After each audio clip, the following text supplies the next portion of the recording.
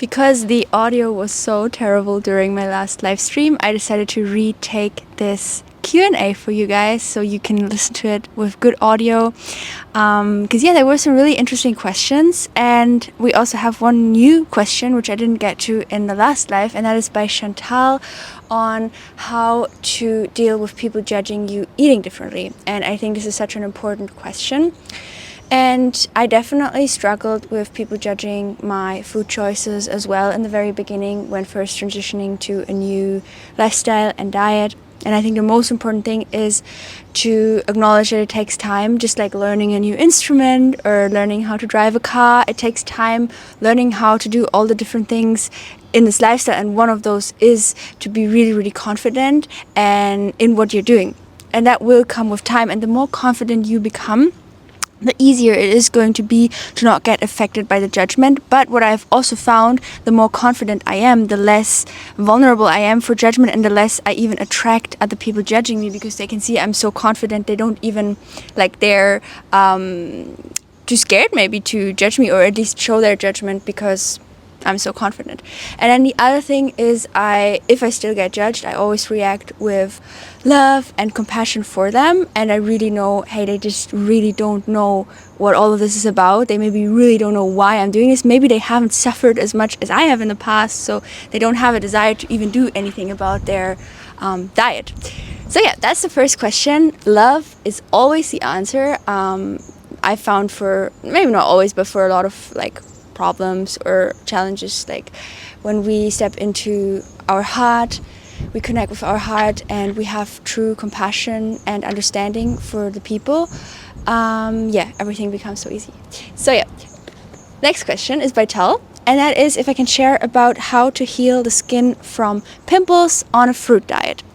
So of course we all know that a fruit diet is really, really helpful, also things like juice feasting, to heal the skin, but a lot of people on this lifestyle still experience skin problems. And I have found that I still, even when I eat really, really clean and healthy, experience breakouts sometimes. And I don't find it has as much to do with the diet. Of course, it is an important component. Definitely excluding things like dairy is hugely beneficial. But I think the first step is always to accept that the skin is breaking out and actually be grateful for it, because the skin breaking out is a natural process, and it is actually your body healing and your body detoxifying. If it wouldn't break out, the toxins would still be in your body, and that we of course do not want. We want our clean, healthy system, and the skin breaking out is a natural process that is important for that to happen, so that the body can cleanse itself. And but what I've definitely found is really, really helpful is, of course, clean food, but also clean air and a chill life. So one of the biggest factors that causes my skin to break out is when I'm not relaxed and calm and centered, and when I'm very uptight and stressed and doing a lot of things.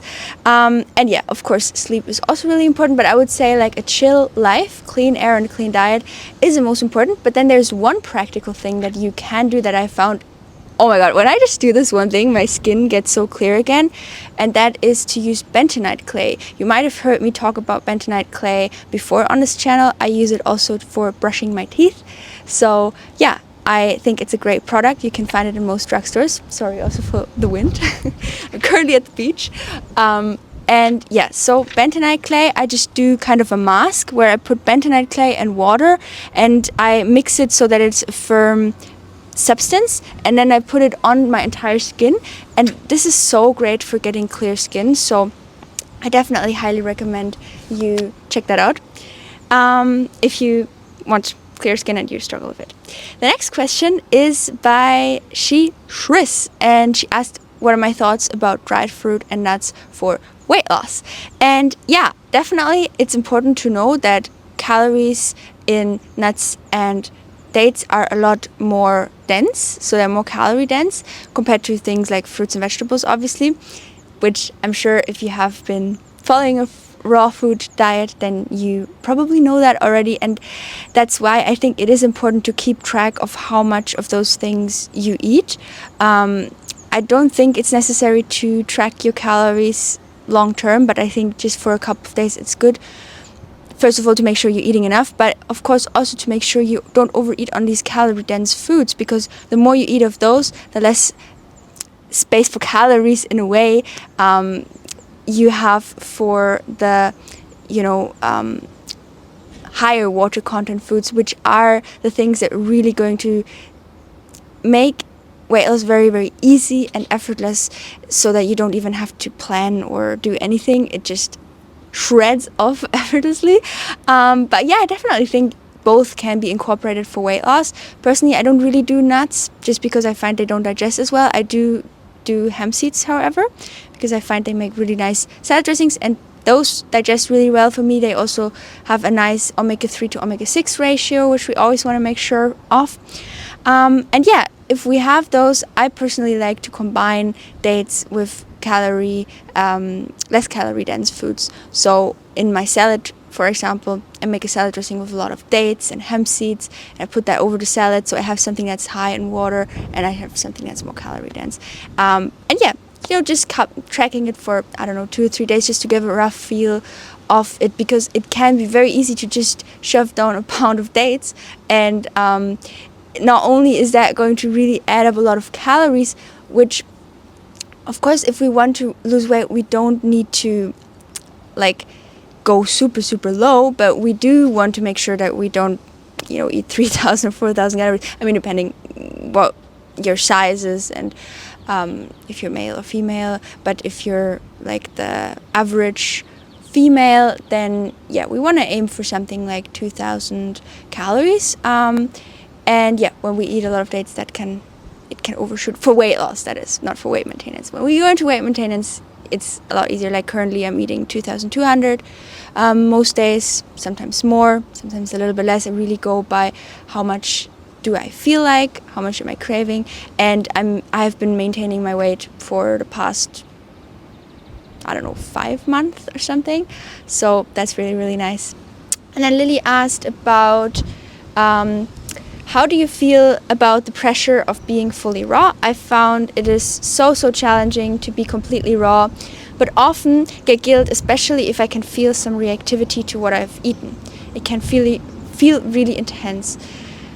And yeah, I really feel you, Lily. I've been there many, many times, and I'm sure a lot of my audience and people in this community can probably also relate.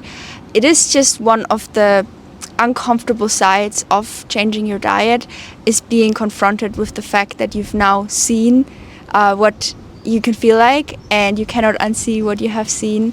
So once you know how good you can feel, going back, even though it can happen because of the habits we have around food, but yeah, it can be painful.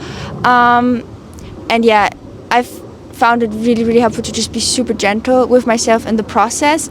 And the biggest thing that I want to share here is to really allow the sensations that you feel, both the physical ones, so when you feel discomfort in your stomach, or when you're maybe not feeling as energized after the food, or maybe the next day, to really just observe that and accept that and surrender to it, and know, hey, even if I have these minor discomforts right now, I can still go through life. And if I can't, then I'll just lie in bed and just recover, just like somebody who would be sick would recover in bed. We recover in bed from that. Of course, our body can react more easily now that we have cleaned the system a little bit.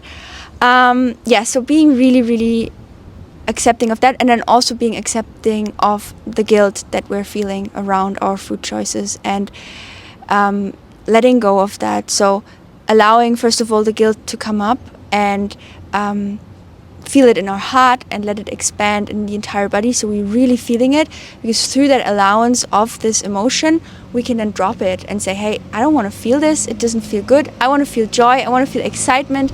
Tomorrow I'm gonna have a new day, and I'm gonna eat amazing foods, the foods that make me feel really, really on top of the world and really, really good.